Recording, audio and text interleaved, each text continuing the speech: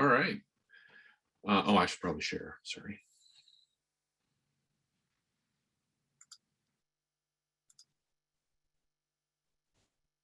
All right. Welcome back, everybody, to MVP Office Hours, on our regularly scheduled first Friday of the month. It's really nice to see all of you to join us. As always, we'll go through the normal hubbub. We all know that Dale and Joy and myself are available on Twitter, and we have the MVP Office Hours @ mentioned. If you want to make comments or questions or give feedback, those are great ways to do it. We'll be back on our first and third Friday schedule starting today. And of course, our email is available, but please use Success for any questions that you want to get some conversation going right away. We're all MVPs at heart, and we all want to help each other.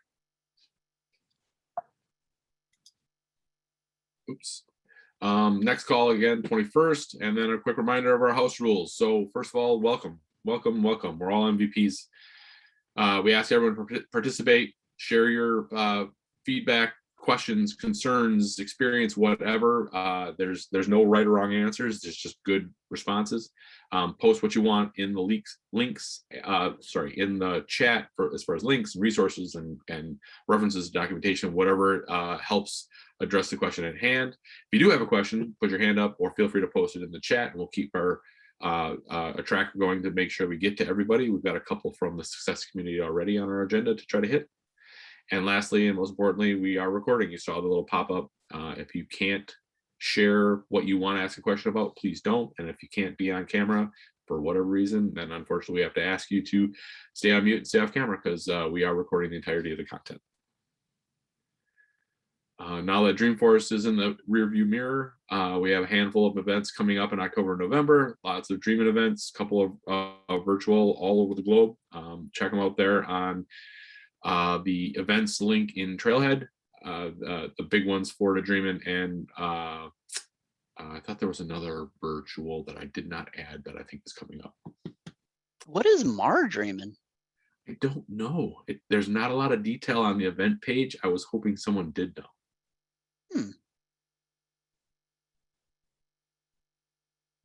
It is cool to see things like Kosovo and North Africa and just more and more new global sites popping up. That is really cool to see. And there was commentary at Dreamforce this year about supporting those sorts of events globally even more so. So I think we're going to see a lot more of that over the next year. So I just Googled it. It looks like it's a Salesforce marketing focused community, Mar Dreamin' 3-day virtual event. Thank you. Okay, awesome. And is there a standard location, even though it's a virtual event, or are they located somewhere? Let me just copy the link and paste it in the chat. Awesome. And then, of course, Salesforce events keep on trucking. So December 8th is World Tour New York, clearly in New York. That'll be the next Salesforce event to be keeping an eye out for. And with that,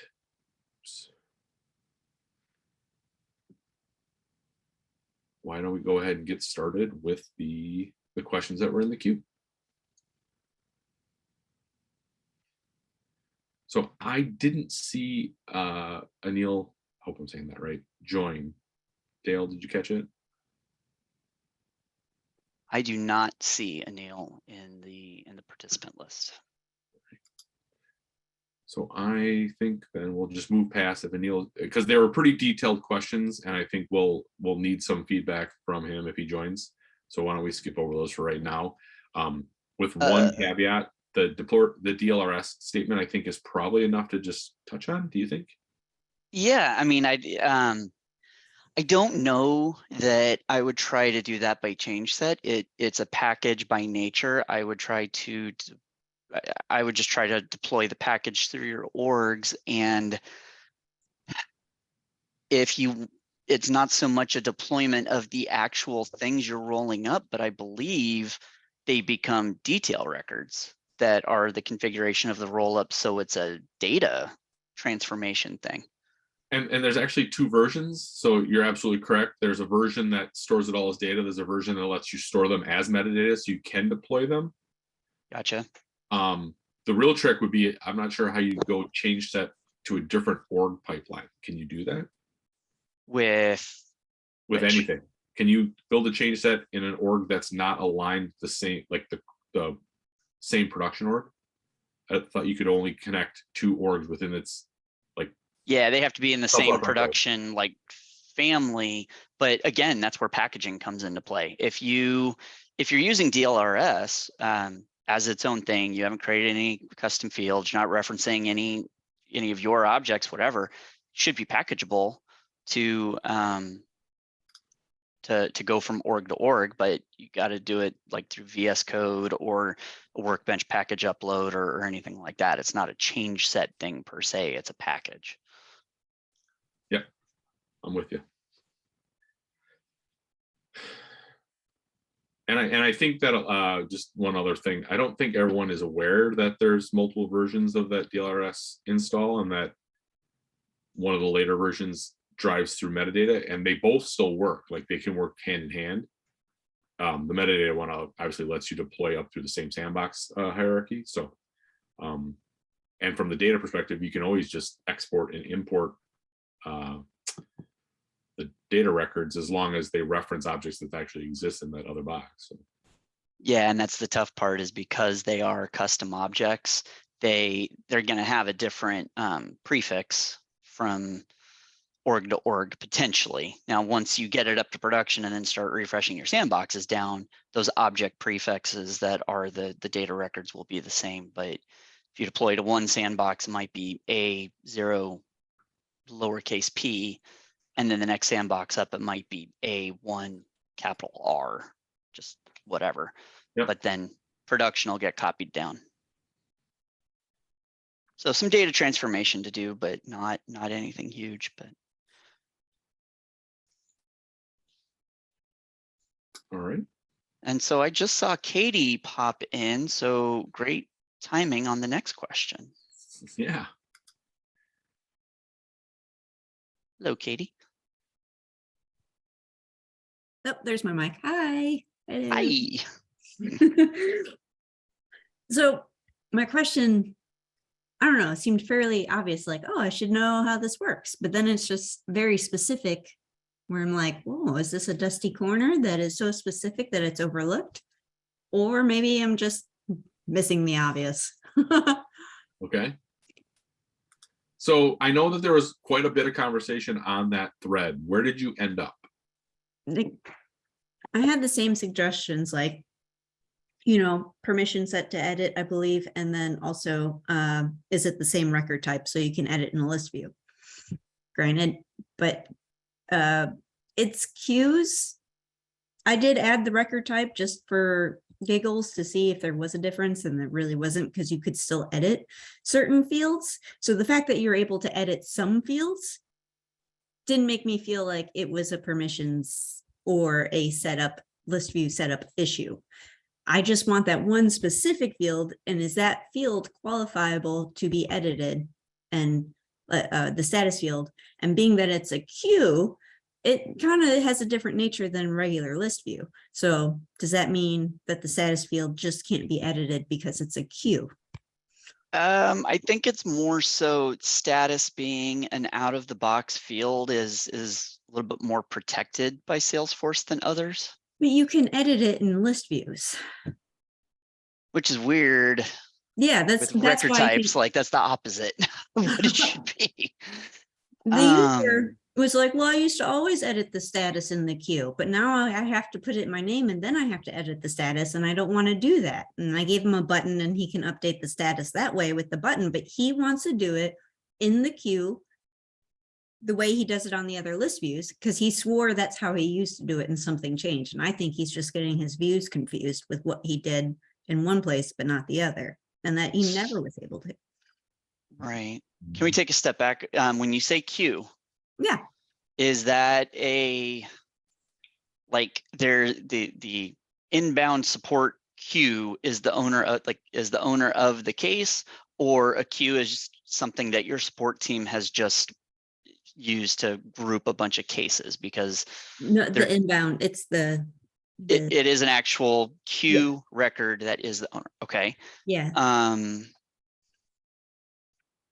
So then the status is related to the case, not the queue, right? Well, and where my head was going was you can be a member of a queue, but that doesn't necessarily make you the owner. If you're not the owner, you might not be able to edit the case, but Katie just said there's other fields that can be updated, just not status, which is what's confusing me now. He's on Is the it- case team, so he has access to edit the case from the queue. Is there something in security settings? I can't do Not it net- either. Not necessarily permissions, but like security, like all queue members can. And I Googled, I'm like, why can't I edit this? And it's so specific to this one field and to queues. The hits that come up are, this is how you inline edit a list view, like Right. so I couldn't find the answer. So I brought it to you guys, the smartest people that I know. Oh boy. Is this No pressure. is this happening on every single case, or is it a limited set of Happens on cases? all. I noticed it's the behavior on all queues that we have. So Okay. I think it is a queue behavior, and he never had access to edit that particular field. And he's getting his views wrong, but I wouldn't be doing my job if I didn't confirm it. So Oh, definitely. Yeah. God, that is so weird, because while like case status and opportunity stage and some of those out of the box fields on out of the box objects, like they're protected, they're also like not read onlyable if you have edit CRUD. God, that is so So I and there's just no looked on entitlements, there's no my- milestones, like nothing like that on the Service Cloud side of things. no, we don't use Service Cloud. So no, we just use cases just in Sales Cloud. Tony Lynn, I was cutting you off. I'm sorry. Go for it. No, it's okay. I was just trying it on mine, and I mean, I'm an admin. I couldn't do it in a queue, but I also can't do it in. Oh wait, I lied. Hold on. I may have just lied. I do that a lot. I was gonna say I also can't do it in my personal view, but I also didn't filter it to only a certain record type either. This one I did. I can't. Yeah, I can't. I can't change the status from a list view, even on something that is not related to an owner of a queue. Daniel also asked, does the queue support Kanban view? Daniel, are you saying like to potentially drag across the screen to progress statuses? Yeah, that's what I was wondering if that's how you could get around it. Oh, it's not Right. anything I considered. Well, he Or can use path? Yeah. I did everything. I've been scrambling through the internets because I feel like there is something about like a queue helps group ownership, but there's something about, because can you promote a lead that's assigned to a queue? Isn't there a bunch of stuff that like a queue just grants visibility but not necessarily functionality? And I'm trying to find it because I'm rambling a little bit. Yeah, I think it's just visibility.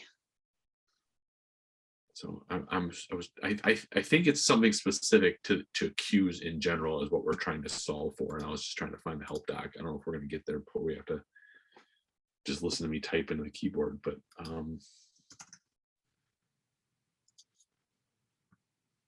checking the Kanban view, but I'm in my sandbox and I have to create examples.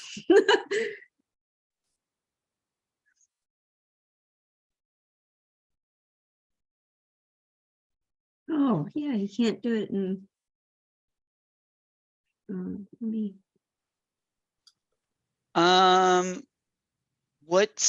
Give me an example of like, are they trying to update it from an open status to a closed status? Try to rack my brain around it. We have a status called suspended, and it sends it back to the case creator because they didn't provide enough information to complete the case. And that's what he's trying to do, is send it back to them without having to have to open the case. I don't know why not using, why using the button is too much. I mean, I guess it's more clicks, but. What's the button? Oh, it's a list view button that I created where you pick your Uh-huh. fields, you know, and you just update them. I wonder if there's something in that. Like if the button wasn't there, you'd be able to do it on the page. Or, well, not so much, well, no, okay. So you're saying it's not working when they don't use the button. Yeah, like if you Okay. wanted to edit on the page, it's Okay. locked. But I'm going into a list view, like Tony Lynn said, just a general one, and I'm seeing that you can't edit it there either. Which Is weird. is suspended considered an open or closed status? Open. Okay. Ugh.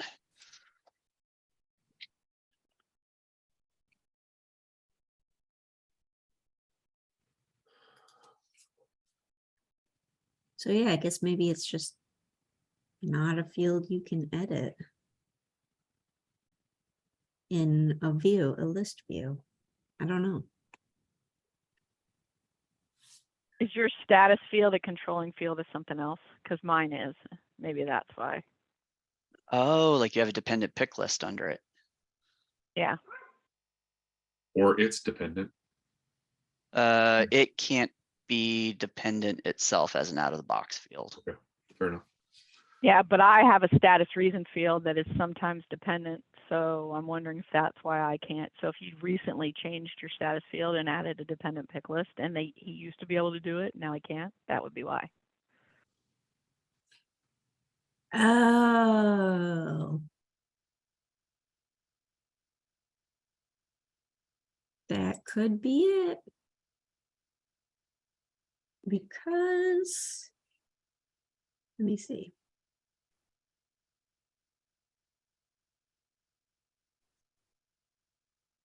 Yeah, they have a multi-select pick list field attached to it. That could be it.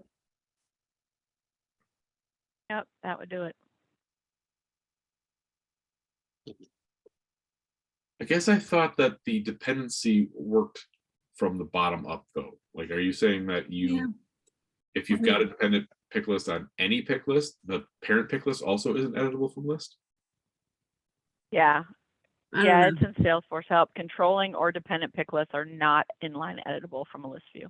Oh, look at you. Would you post the link in the chat? We want to add that to our. Yeah, it's good to know. guide. But I do think, because this came up with us, that you can do it with a report, inline editing in a report. Well, I just removed the Yeah, I dependency think you and I can. still can't edit it. I'm in my sandbox, so I just nixed it. It's like, let's see what happens when you get rid of it. Right. So now I don't have, oh, wait, no, there's another dependency. Let me double check. I mean, I believe you guys. Yep, that's it. That's totally it. Yeah, there's like something controlling it. So you can't do it in a list view, but you can do it in a report. Like, what? Well, that doesn't surprise me though, because it's a completely different engine in the report, right? But it's still, can- it makes you can question though, multi-tier what's edit, the, too. it makes you question though, what was the reasoning for not allowing it in a list view? Was there something to try to protect or preserve, but we left the door wide open in reporting? Or is it they determined it's okay to do it in reporting?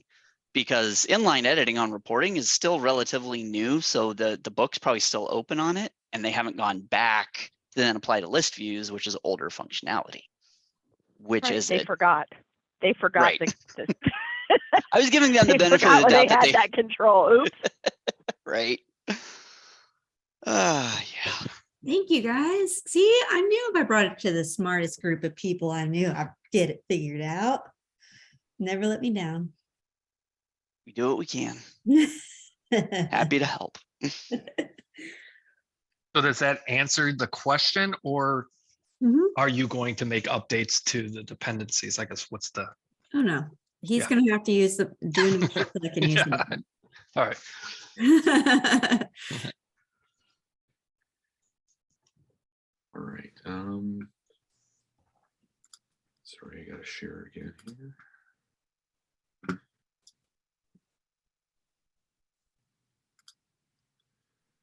And I don't think I saw Anil join, so we can go to the next page. There was one more, I think. Mary Lynn.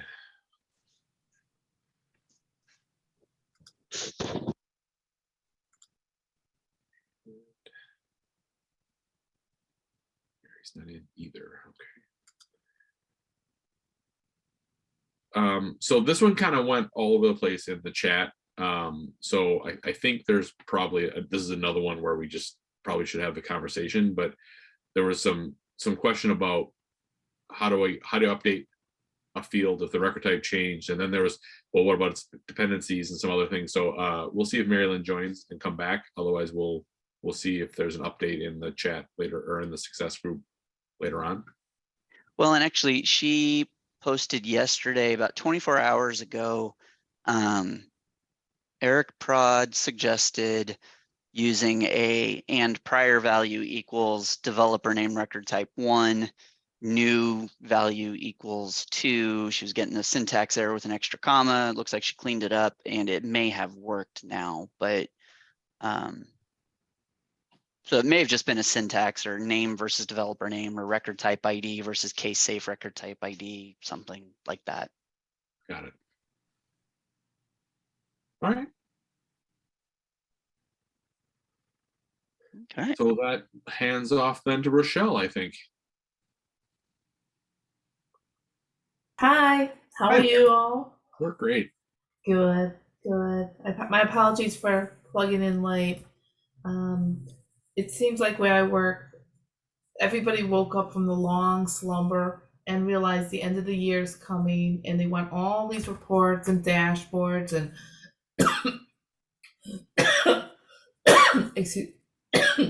excuse me. So oh my gosh, I'm sorry. So I've been given like literally a shopping list of things senior management wants me to be working on. And one of the things that they want to start seeing is to make sure salespeople are actually doing what they're supposed to be doing.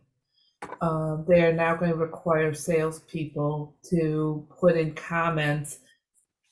Actually, they're going to use it as an activity to state what was the last activity on an account, not an opportunity, but an account. And they don't want to see a lot of past activities. They just want to see the newest one. So I thought, okay. So that's a report I could do and probably throw in a formula or some sort of a filter to show just the very last activity. I thought it was going to be something pretty simple, but here it is. It's almost 2 weeks and I've put in so many hours on this, and I don't, I'm actually working with a developer who we contract out, and he's telling me like, basically like it's a lot of work and doing this and doing that. I'm kind of thinking I'm feeling like I've been put on a ride here. I don't know if I should believe him or if this is something we could do or what. It sounds like technical debt that should be a meeting.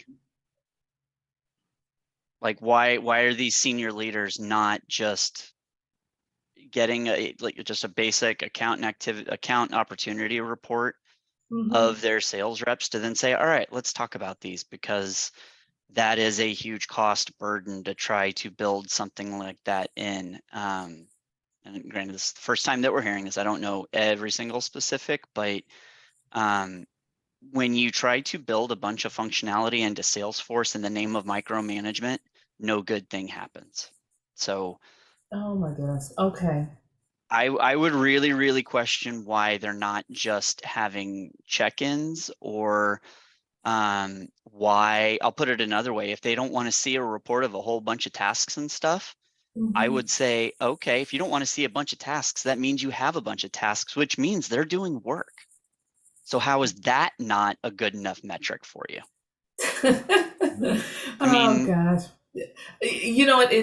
I'm very new with this company, and they've had Salesforce for 11 years, and they've never used it. Right. Now, like I said, all of a sudden, since I've been hired and I've been doing some things, they're like, "Wow, this is the greatest thing! Now do all of this for us."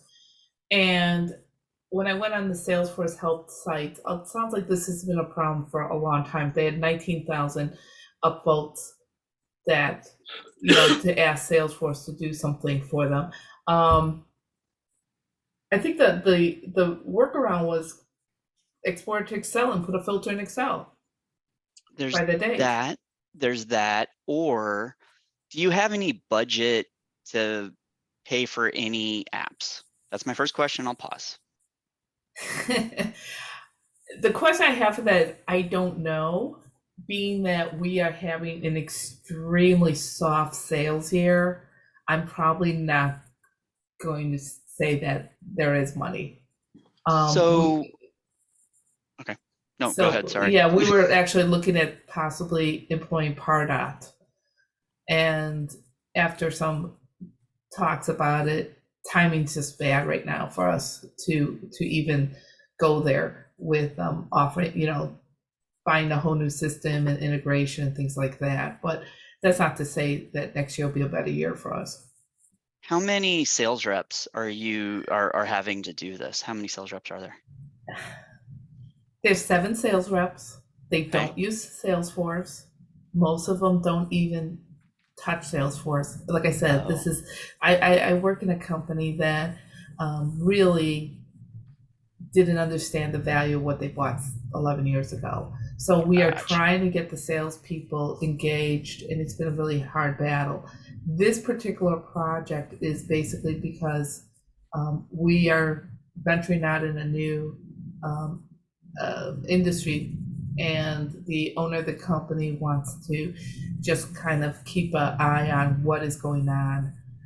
We are a company we've been around for 40 years, and probably the majority of our orders are all just repeat business. We do a nice business because we've been doing them. We've been basically providing the same services and products for years and years and years. So people just come to us. However, this year's been a different story.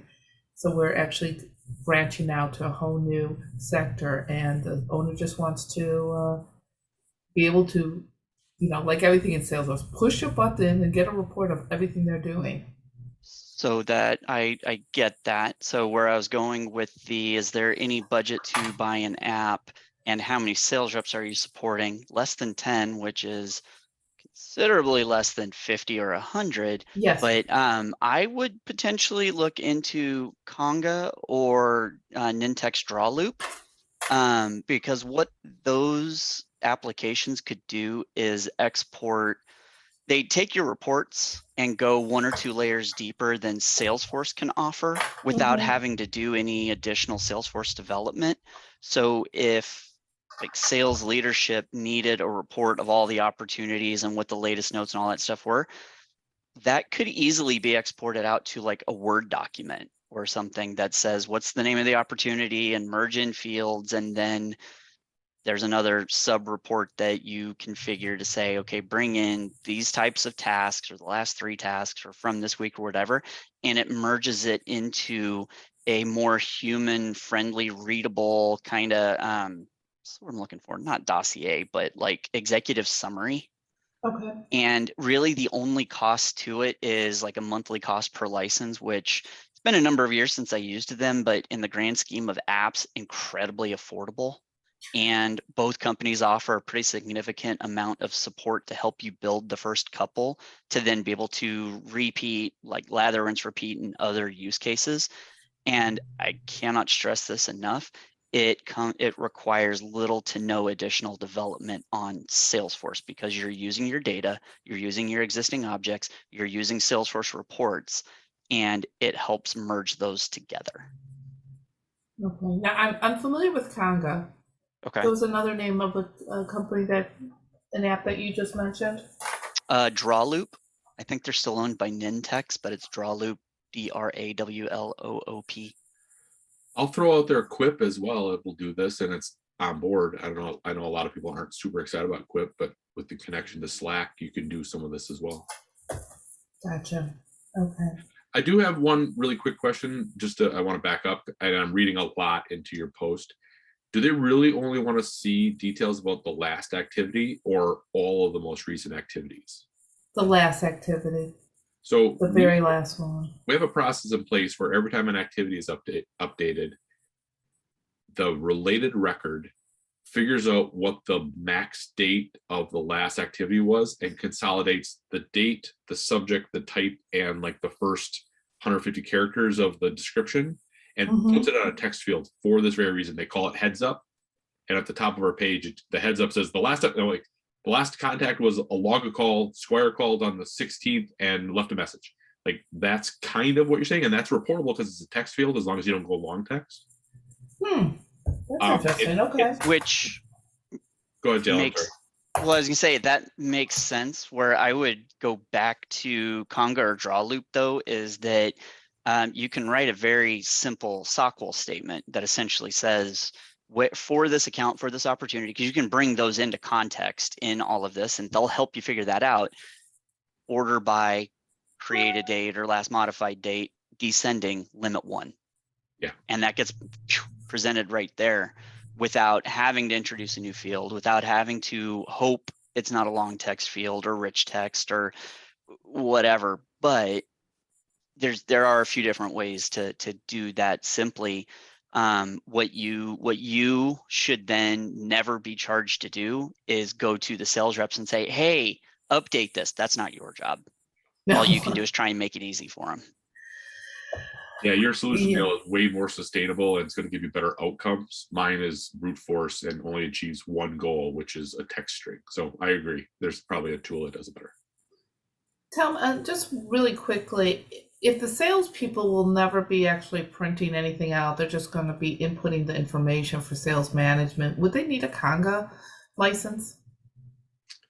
It depends on how it needs to be viewable by salespeople and leadership. And I've been trying really hard on a recorded line not to give my honest opinion. So I'm going to really try and like sugarcoat this, but that's not the audience to teach how to use technology, like new modern technology to do so. If you give the ability to push a button and it goes to where they're happy, which is Word and PowerPoint and Excel, sometimes you just have to compromise. And I'll also offer some of these tools. I know Conga for sure. I don't know Draw Loop. I know SDocs. If you do what Dale was recommending, it'll save it as a PDF at that moment in time as an attachment, so you can bring it up and reference it over time too. It's not about whether someone wants it; it's whether someone could get it. So that might be a way to adjust that need as well. Yeah, I looked at Conga merge for some documents, and I spoke to them about a year ago about subscriptions. It just seems like, it's kind of one of those things where it's not a lot of money, obviously, but when you have to give it to people who probably never ever use it, it's like, in my opinion, it's kind of like money thrown out the window. Well, that's part of the assessment though, right? I mean, you don't want to just write a check and hope to use it. You have to have that conversation about the return on investment, right? Exactly. And we're a small company, I mean, I'm sure that in the big picture of things, it's not that much money, but again, I want to make sure that if I let sales management know, or my manager, I should say, the owner of the company, know this is something we need. I want to make sure it's something that people can use. Right now, we're about to launch the salespeople. Most of them have been here a very long time. They've never even emailed out of Salesforce. So we are really at the it's almost like we just took Salesforce out of the box. And even though we've had it for 11 years. So it's. Gotcha. Yeah. So thank you very much for, I love coming to this group. I don't mean to talk so much. I think this is great. That's what we're here for. Don't apologize. I feel like I'm on my island here in Gurney, Illinois, all by myself.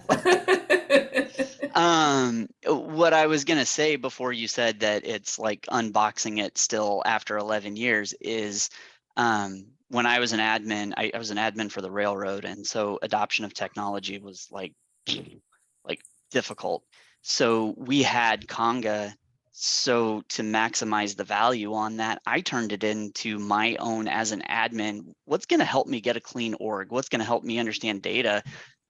If you have a Conga Composer license, you have an unlimited number of uses on it. And so Yes. I was querying the crap out of everything to find bad data or pick list values I could clean up, or like any number of things. It was like, y'all are paying for it, so great, I'm gonna use it as my toy. And it doesn't have to be just for that one use case of a sales report. But I also get it that you wouldn't have much to clean up if it's never been used. So it's a Yes. Our issue is now that I'm on board, we started doing emails. Like my coworkers on the call, Rachel, we started sending emails as email blasts out of Salesforce in March, and now we are doing it almost every other week. It's just an amazing tool. I've been using Salesforce for last 9 years, but this company, it's like that scene of the cavemen. Fire is good. That's what it feels like. So thank you very much. You bet. absolutely. Tony Lynn, you're up. Okay, so as I prefaced, I understand live chat is, on its way out. Been told that, but I have, we are just now onboarding it and not ready to move to Slack, lots of security, blah, blah, blah. So I have a use case. I have all of the things I've tried, and I need you guys' help to figure out what I haven't tried. So the use case is a chat comes in. That chat is not associated to the correct account because the contact is what we call in our company in jail, meaning we couldn't determine based on their SSO what company they worked for uniquely, right? There may have been a couple of different options. We don't have a contact for every person that contacts us. So as they contact us, we query a bunch of login places and try to figure out who they belong to. If they don't belong to anybody or we can't determine it, we send them to what we call jail. Joke. It's actually called the unknown user account. So what happens is the chat comes in, the person that is working the chat, their job is to go, oh, okay, you are in jail. I cannot service you yet until I figure out what company you're actually with. So I'm going to ask you a bunch of questions. You're going to give me that information, and I am going to change the account record on your contact, and then I need to send that chat back through the same omni-channel flow functionality logic that it originally came in to send it to the people that handle jail. The way I have the omni-channel flow going, we're not using skills. It's not a skill-based, it's queue-based routing. So essentially, I need to turn around and send that back through logic to go, great, now I have this new account, this person from this quote unquote new account, same person, new account, and I need to send it to the group of people that work that account. Okay, great, that seemed easy to me. So here's what I've tried. I have tried to, because obviously you can't transfer to a queue. You can transfer to a button, you can transfer to an agent, or you can transfer to a skill.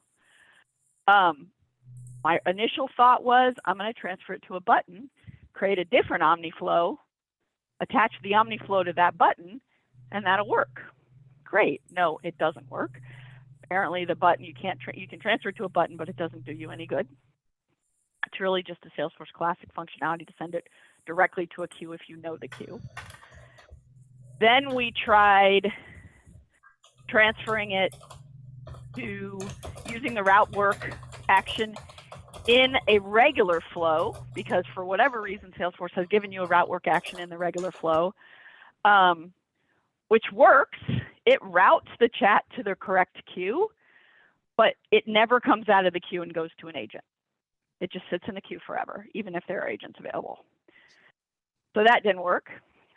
Then we had Salesforce architect from Salesforce say, just create a pending service routing object in your flow and change the ownership of the chat transcript. Okay, we tried to do that, and apparently there is a backend status field change when you do that, and we get an error that says field is not updatable status. So now I have an impending chat launch in less than a month. And I have no way to transfer these chats to make them go back through the routing to figure out the right group. So has So- anybody done that? So I want to make sure at the very front end of this, what is the mechanism that determines if this user is actually part of an account versus in jail? Is it automation or is it a manual search of some kind? It's automation. Before the chat even makes it to Salesforce, there is a query done based on basically an account ID, but don't think Salesforce account ID, think four-letter code account ID plus country of employment equals account record.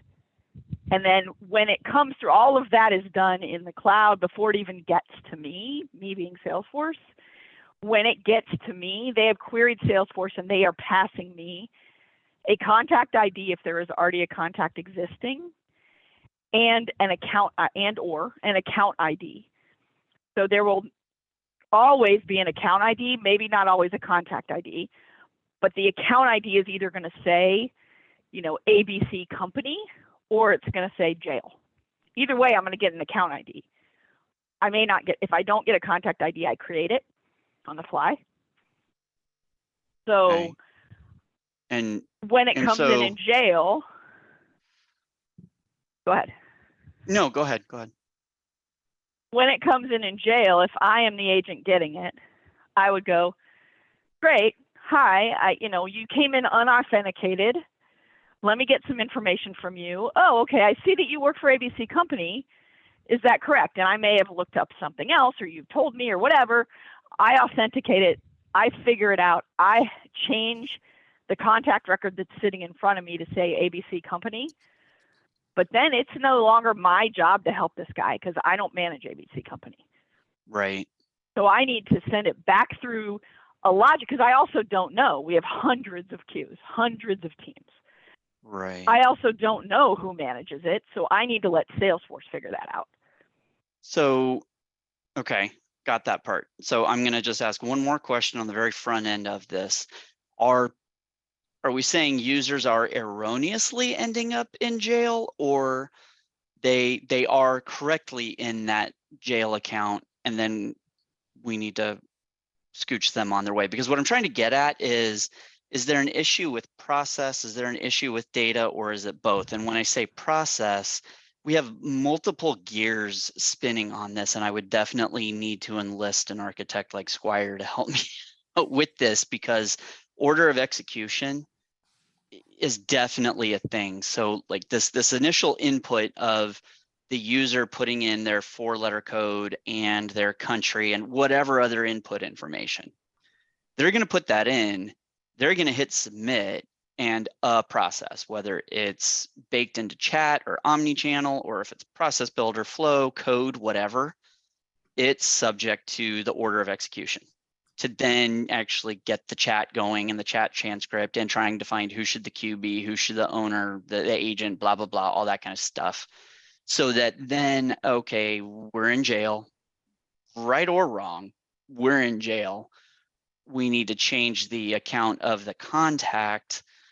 Changing that account, then any process that fires behind that becomes a brand new round of order of execution to then go and try and figure out who should be the queue owner, who should be the agent, who should be the all the things. And so I wonder if it's a not fully considered end-to-end order of execution, as well as maybe bad data. So let me answer a couple of questions. First of all, the chat person, the person chatting is not entering any One who information. chats. They are either SSOing in, or they are reaching us through, and we have basically all they give us is their email address. Okay. Based on that, we have an identification process because we have a whole database separately of all of our travelers as a travel company, and So pause their on email that. So you address. said Okay, so you said SSO, they are manually typing in their email address, or because they're SSO'd, you know their email address? We 'Cause know that- we know their email address. Yes. Are we 100% that we like that the contact records have the same email address as what they'd be SSOing in with like a federation ID or something? Because like I worked for a company years ago that owned easily 12 different email domains. You could email me at Right. any of those 12 and it would get to my Outlook inbox. But when you're trying to map one-to-one with SSO, you can only put one in. So that means 11 are going to fail. Correct. Yes. Okay. And yeah, and all of that is, like I said, it's all kind of considered in the identification process, which is way Okay. before it comes to Salesforce. So, Okay. so I guess the important thing is like, it's not a data thing. Okay. It's not erroneously being put into jail. Okay. It could be data. So like, let's take, for example, you know, Dunkin' Donuts, right? Dunkin' Donuts may also own Tony's Donut Shop, right? I might have a franchise and I have it listed under Tony's Donut, but the 4-letter code that is used for both is DUNK. Mm-hmm. So what's happening is our system, I have 2 account records in our system for DUNK US, right? I have one for the headquarters, which is managed by a different company, so we have to have 2 separate entities, and we have mine. So when our identification process, and I'm going to put that in air quotes and in the cloud, comes into Salesforce and queries Salesforce, basically it's saying, can I find Tony's email address? And it goes, nope, we don't have a contact for her. Okay, that's fine. Can I find, I know, because I know I don't know her account ID, because that's way too much. But I know that her CAP ID is called DUNK, and I know that she lives in the US. Can I find DUNK in the US? Yes, I can. Awesome. Can we find it in one account? Nope, it's in 2 different accounts. Well, crap. Then I don't know if she works for Dunkin' Donuts or Tony's Donuts. Therefore, because I cannot uniquely identify who she is and who she works for, all I can do is put her in jail until somebody figures it out. So I'm going to create Tony a contact record. I'm going to assign it to the jail account, and I'm going to send it to the group of people that are responsible for authenticating contacts. Okay. So then I come in and they go, hey, Tony, I see you come in unidentified. Let's figure out who you are. Oh, you work for Tony's Donut Shop. Let me change your contact record. They change the contact record, so the next time I chat, they know who I am. But this time, they don't know. And these people are not responsible for helping me. The people that manage my account are. So then these people have to get me to the group of people that manage my account. And is that the part that then isn't happening on this first pass because you started in jail in the jail process? Like either way, like when I think from a customer experience, what I need to do is be able. I'm sorry, go ahead. No, you go ahead. You go ahead. Basically, what I need to, at the end goal of this question is, how do I transfer? How do I reassign the ownership of a in-progress chat transcript to a queue? And you can let me jump in really quick. I just want to ask one question about that. You can do that manually, but you need it to figure out who to assign it to, not have it manually transfer, right? You can't even really do it manually because the only out-of-the-box transfer functionality is transfer to an agent, transfer to a skill, or transfer to a chat button. Now, if I transfer it to a sorry, chat hold on. button, You can transfer to queues. Not a chat transcript. You may just have to open up ownership of like the. So there's ways to configure objects to say, can they only be owned by users or can they be owned by users or queues? And so I wonder if that needs to be toggled. If there is a way, so transferring a chat is an out-of-the-box Salesforce, black box functionality. when you transfer a chat, and I can log in and share my screen, but when you transfer a chat, your options are transfer to a skill, a chat button, or an agent. That's Now, so if that- I that's- transfer to a chat button and Yep. I know what queue that chat button is associated, like if I knew, I could create 150 chat buttons and call them whatever queue. But yes, to answer your first question, that requires that agent knowing every single one of our 20,000 accounts and what Yep. group manages it. Totally makes sense. I wanted to make sure that there wasn't a disconnect as far as the transfer.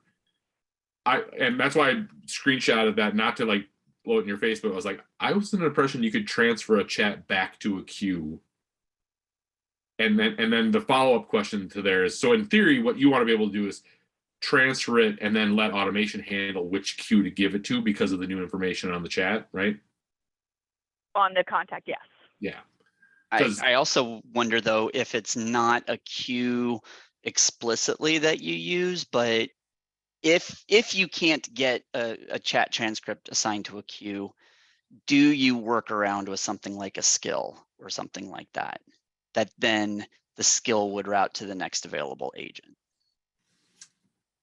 Right, and that would require us rebuild. And I've already thought about that. That would require me rebuilding everything that I have to point to skills instead of queues. And essentially, I'm using a skill as a queue. I'm just changing name. I will tell you right now, what we're looking at doing is reinserting that chat transcript, because apparently it's only on insert that it will go through the OmniFlow logic. So right now what we're doing is we're building out the reinsertion of the chat transcript as a brand new chat linked to the original chat, doing a screen pop of the original chat so the agent can see both, and having the second chat go through the second OmniFlow to figure out where it's supposed to be. We're really good at hacking. And that's pretty much what we've had to do.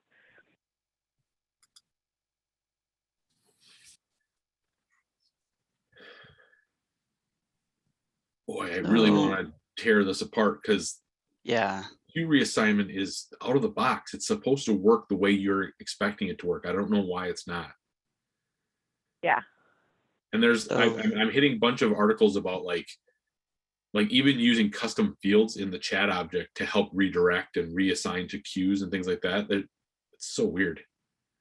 Hey, Squire, are you seeing Well, and anything? the ability to reassign a chat transcript to a queue is an idea that hasn't been. What's the date? I hear you saying that, but the documentation Live says chat. 10. I need to see it. I mean, I mean it in the nicest way. Like, I'm not saying you're wrong, but it's weird to have you say that and then see a document that says transfer to a queue.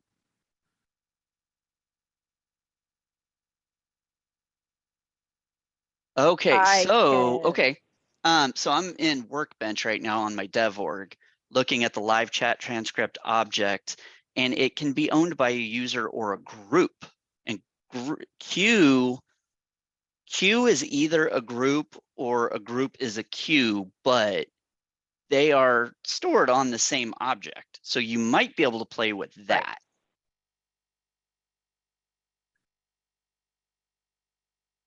So I see what you're saying, that we can't do queues, but you can do more than users. You can, and with OmniFlow, I do send it to a queue. There's no question that a chat can be assigned to a queue. Mm-hmm. It's just not allowing it to happen through the OmniFlow logic. So again, I could create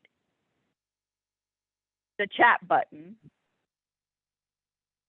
I could create a chat button that pointed to a queue. But what I would have to do is create a chat button for every queue and then give them the ability in the chat and say, assign to a chat button, and that chat button be associated to a queue. But again, that requires them knowing what queue it goes through. So right now, what my flow does is it goes, great, what account are you with? okay, let me go look at that account. There's a service group attached to that account, which is attached to either a VIP or a general chat. You're a general person. Therefore, this is your service group, which is attached to a queue. This is where I'm going to send the chat to. Works perfectly in an insert. Once the chat transcript is in process, I can't get it out of that person's hands. Same way.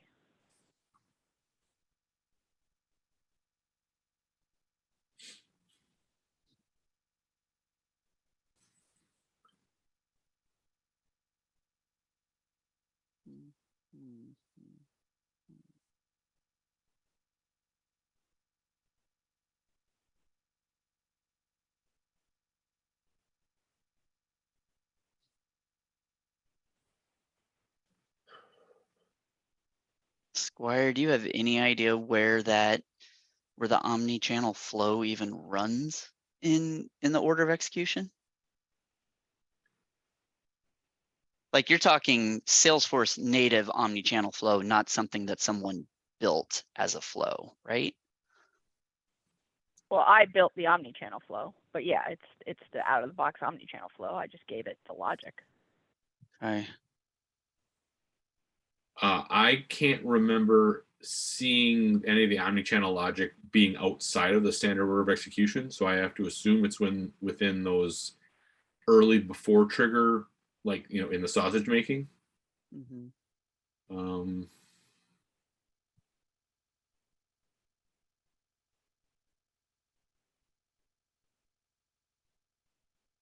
Would it help if I shared my screen and showed you guys?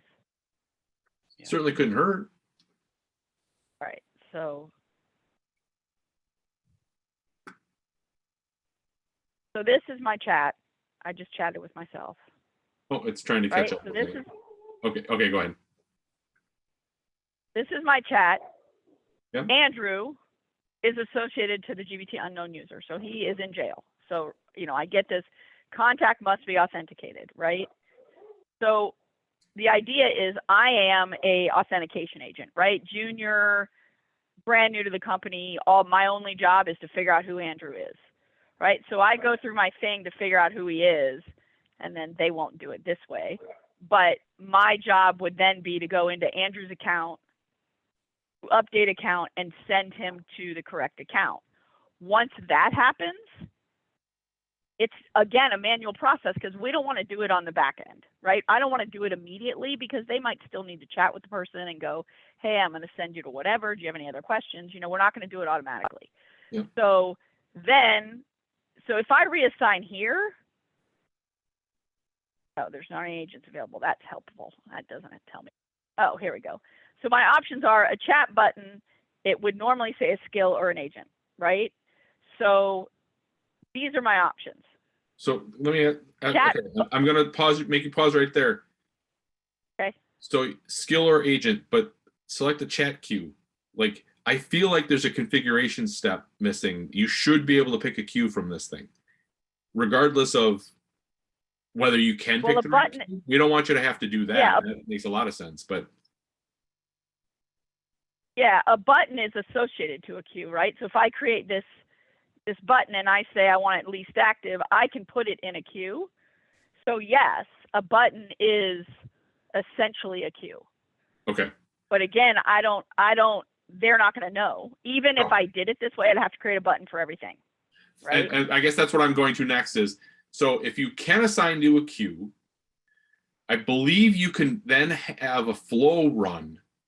So you could say, you could have a queue called, and again, I'm compiling like 4 articles I read while you were explaining, but I think you could say resubmit, like you could have a queue called, you know, reprocess or something, and then have a flow when it hits that queue, assess something on the account or whatever, and then say, okay, I know I just put it in the reassess, but I'm actually going to put it in X and have it update a second time. So you'd have one button to say, try again, please. And then it would then route you down. I mean, I think that's what the articles I'm skimming are suggesting you can do. Okay, so create a button that sends it to a quote unquote ready to go queue, and then create a flow that says when it goes to the ready to go queue, reroute, and that's great. But what I found is even if I send it here, the online navigation team kind of works that way. When I send it to a queue, it never comes out of that queue. It just sits there. I might be able to show you. I don't. Yeah, I think the never comes out part is the part that's got me confused. Yeah. Which and is this also where I it's not wonder if set up. order of execution plays into that at all. Yeah, I mean, it should be a full DML to reassign, and otherwise it wouldn't know it's actually in that queue. So it makes me feel like it leaves the order. I was When you just, say, well, yeah, when you say never comes out, like, what happens when you refresh your screen? Does it show that it got reassigned, or it literally is stuck? Oh no, it'll here, I'll show you. Let me turn on the, so I have like a crap ton of these flows because I've tried pretty much everything. But let me find the one that goes to the queue.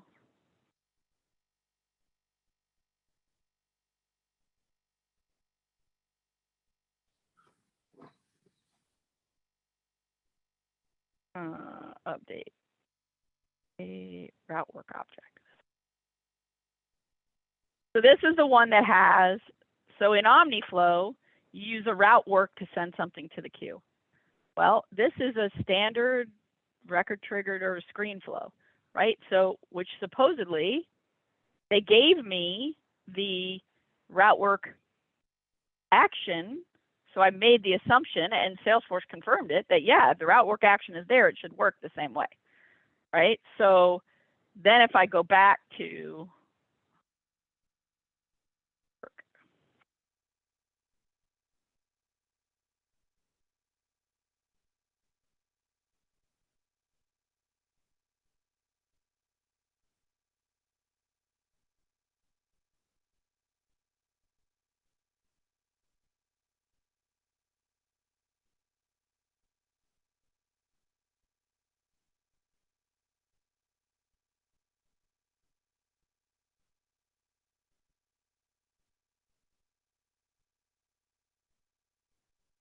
all right.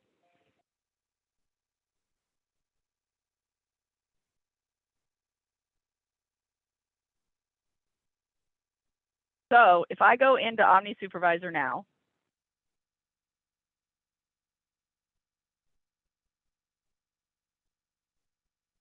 maybe backlog.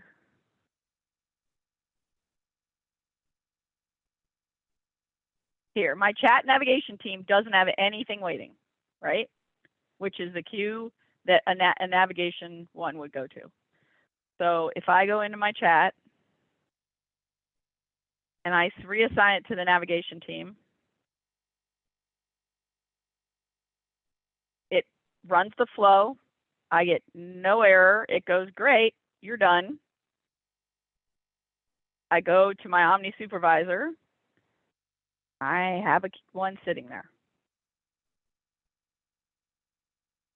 But I could have 16 people in that navigation team queue and it would never come out. It just sits there. So the route work is working, but whatever happens in Salesforce, and this might be, maybe I'm missing something. I don't have to do anything in OmniFlow to do it. When I route work in this one, it just, as soon as I route the work, it goes. But with the screen flow, I use the route work and it's like it gets there and it never goes anywhere else. So here's my initial OmniFlow. This is my last thing.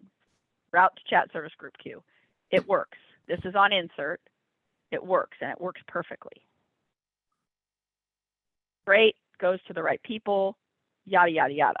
When I try to use the reassignment flow that has that same action, it just sits in the Omni Supervisor. It just sits in that queue forever.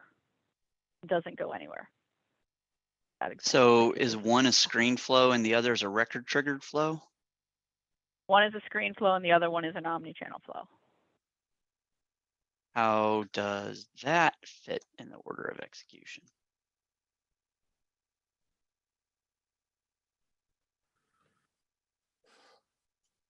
Record triggered flows happen as step 3.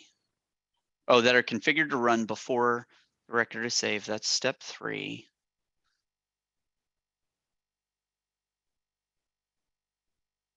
And record triggered flows configured to run after is number 14, but a screen flow is waiting for the whole is waiting for each node of the flow to execute, right? One by one, Squire? So depending on how you built it, each DML step resolves, so you can work from there. So if I remember right, a screen flow is a after flow. But as Even you, if there's multiple updates and deletes and whatever, it's all one big DML it's one big commit, yes. commit. Yeah. And so you have to have that end node to know to commit the entire pipeline or the entire process. Mhm. And it's, I mean, the screen flow is working. It's routing the work. So here's my route work action, You know, Mhm. right? And you're right. You know, a chat can be owned by a queue. You're absolutely right. I mean, we know that, which is why we're trying to transfer it. So I'm Yeah. routing the work and it's going great. I'll route the work for you. But that's as far as it's going to go, is it's going to sit in the queue. And I don't know why in this one, when I route the work, Omni-channel knows, great, the work is routed. Now I'm going to send it to the agent that's involved. I don't do anything. I literally do nothing different in this action. Have you But done when a I do debug? it- Yeah, the Go ahead. debug works. The The debug deb- works because I'm doing everything. well, there's two pieces of a debug. One is that it completes. The second is, did it do what you expected it to do? Right. And so, And- for example, we just worked on a debug the other day that never failed, but would never commit the record. And it's because there was a data point that was missing, and while it accepted the input, it wouldn't resolve the commit of the record. It would save it and then throw it away when the screen flow ended. So I'm wondering if you compare the DML step in the one that works and that output with the output of the one that doesn't work, and see if like maybe you're missing a value. Maybe it automatically set a checkbox to true that you didn't expect. Like there could be something that you could align there. Okay. Because it Really- also looks, yeah, go ahead. No, I was just gonna say, and we're going really late, so I want to make sure we track of time. We don't lose track of time, because we could also invite one of our Sales Cloud specialists to the next meeting too, if we wanted to keep this going. But Yeah, go I ahead, mean- you were going to actually help, not try to stop the conversation like I just did. No. Well, what I was going to say is what I see is, which one are we looking at right now? This is the one that runs on insert. It's an actual omni-channel flow. But is it working or no? Yes. Okay. And so then the other one, this Is a is screen the flow screen and it's flow. not The other working. one is not. Correct. I mean, obviously, And an I mean, omni-channel flow is exactly, that's exactly what an omni-channel flow is supposed to do, is it's supposed to route work through omni-channel. right. So I'm I'm not just surprised seeing, this is working. I'm just seeing considerably more nodes on this one than the other one. It's like to Squire's point, is there a data point or something missing that is the critical data point? Especially when we heard you say that the architect seemed like it was a straightforward fix, but then something you couldn't edit was preventing you from making a change. I think you said that earlier in the conversation. Yeah, the status of the open chat transcript. Now I don't have to do that here because chat transcript hasn't been created when this comes in, Oh, I see. right? The chat transcript isn't created until it is accepted by an agent. Right. That's when the chat transcript record gets created. And I'll be honest, Salesforce has flat out said, I mean, after I had an architect tell me 3 different times, yeah, what you're doing should work. Salesforce flat out said, yeah, no way to route it back like that. My gut and our architect, and then the architect works for Salesforce, gut says that doesn't make any sense. I think kind of like yours does. You know, that doesn't make any sense. So let me just make you validate something. So you had a Salesforce like tech architect or solution architect help you? but they said, yeah, that'll work. And then they walked away. No, 3 times they said it would work. Well, And yeah, but like they didn't all help 3 you times. implement it. They just were like pat you on the top of the head and walk, like, because I feel like whatever that engagement was, there should be like, then show me. Yeah, Or they should They're have gotten their still- hands dirty. yeah, Yeah, they're still here, but they're just asking questions of their product people. right. They're great guys. That they're still around, and they're like, it doesn't make any sense that it's not working. Okay.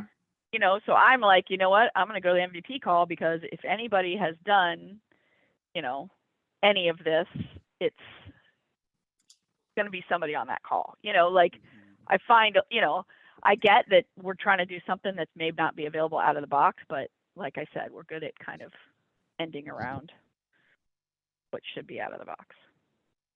Squire throws out Jake. I would also bring in Ryan and Jen with their Zamboni flow. Yeah. Yeah, that is frustrating though, that the Salesforce architect is not getting his or her hands dirty with you to actually do this. They should not just be conceptually saying yes or no, this wouldn't work. So I'm Can frustrated. I by make that. a request? And well, actually two. I'm going to ask 2 things. Would you be willing to paraphrase the use case and issue in the success community? We can ping, like my Service Cloud guru has always been Jake Bruchhofer. We could then ping him and say, hey, can you come in 2 weeks and help with the problem? And maybe we can put all the right people in the right room to help answer that question. Sure, absolutely. I mean, it's not a great answer because we want to help, but maybe we just got to get, like, I can't speak for you, Dale. I don't have this kind of in-depth knowledge of the Service Cloud like it sounds like she needs. Mm-hmm. Well, and with this intricate of a process, like I get why the process is as intricate as it is, but the more spokes you put out on it, obviously the more there is to try to wrangle with this. And so, yeah, Jake would need to be the one to put his eyes on it. Yeah, because I don't know if it's even the flow. I feel like there's something about the transcript reroute that maybe there's like a known, oh, you have to check this flag to false, because when you do this, it ends up true and it looks like it's a closed transcript or something. He might just throw it out there. And I think if you had a high level summary, you might even get a response right away. Yeah, like a that'd be brute great. force Yeah, because I mean, mechanism. honestly, I love you guys. 2 weeks might be, by then we'll have to have had an answer. Right. We're Yeah. supposed to go live Well- with this on November 5th. So Yeah, Oh, well, and boy. if you post it out there, I mean, one of us can potentially jump on it sooner as well. yeah, no, Yeah, that's we would great. That'd definitely be great. mention. Yeah. And in the meantime, push on your architect to do more, including like we can't have an architect, especially a Salesforce architect, shrugging their shoulders and hoping it'll go away. They're there for that reason, even if it's to say we don't have an answer, not leave you holding the bag. And Right. and what I was saying what I was going to say with the debug as well is, yes, there's the flow debugger, but I'm talking about it. Is there a way to do like a full on line by line debug log with a flow in dev console, Squire? You'd have to run the standard debug and try to remap it, but like you get the full debug of an entire flow from the standard debug trigger. You can see each event and where they light up. If that was Can that be And easily we exported did out? the debug log. Okay. the so you debug log, can and export it. Oh, no, I don't know if you can export a debug yet. Okay. Yeah, I mean, we looked at that was the first thing. We did the debug in the flow and it was working. Then we did the debug log and it was like, yeah, great, it worked. There was no errors in it at all. Yeah. And But that's the thing that throws it off so well, much. in the status one, so in the status one, it was the field is not an updatable status, and we couldn't figure out why because we weren't trying to update the status, which must be a back end thing. But in the route work, there was no. It was like, yep, work routed. Yeah, it was I'm gonna- to the queue. I'm going to throw out an absolutely insane question and ask, is this sandbox you're developing in winter 23, and did something change in winter 23 with all of this? No, it's not. We're actually hoping when it gets moved to winter 23, which is October 15th, that maybe something will magically work. Gotcha. Okay. Yeah. All right. But I appreciate you guys. Thanks. I know I took a lot of the time, but thank you. We No, want you're to good. help. Come on back. Let us know what, even if you can't resolve it, come on back and give us a rundown, because maybe we can help the next person who has the same problem at least understand what you Okay. dealt with. So, And post it out there so we can engage others as quick as possible for you. and I only ask that you Absolutely. do it because us grapevining what you try to explain might miss the point. So, Yeah, not a problem. okay. Good luck with it. Awesome. Thanks, guys. Thank you. And thanks everyone for staying on long. This was a good one. A lot of good conversation. So thanks everyone. Have a good couple weeks. We'll see you on the 17th. Thanks, everybody.